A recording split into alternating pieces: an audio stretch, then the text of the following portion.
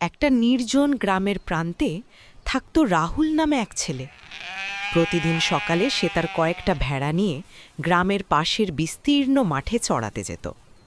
মাঠটা ছিল খুবই নিঃশব্দ, চারিদিকে শুধু বাতাসের শব্দ, মাঝে মাঝে পাখির ডাক আর দূরে কুয়াশায় ঢাকা গাছগালা। প্রথম দিন সব ঠিকঠাকই ছিল, কিন্তু হঠাৎ সন্ধ্যার দিকে রাহুল দেখল তার একটা ভেড়া নেই। সে চারদিকে খুঁজল, ডাকল, কিন্তু কোনো খোঁজ পেল না। ভেবে নিল হয়তো হারিয়ে গেছে।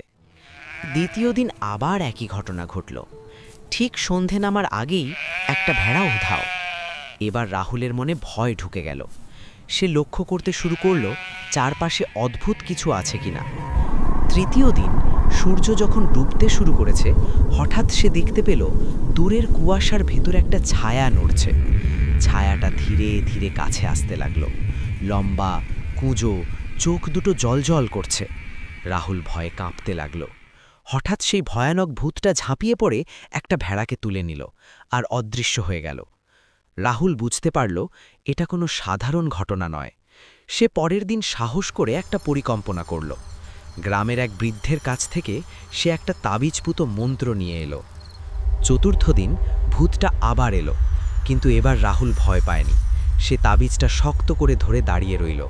ভূতটা কাছে আসতেই হঠাৎ চিৎকার করে উঠল আর ধোঁয়ার মতো মিলিয়ে গেল। সেদিনের পর আর কোনো ভেড়া হারায়নি। রাহুল বুঝল, ভয়কে জয় করতে পারলেই অন্ধকারের শক্তি দুর্বল হয়ে যায়।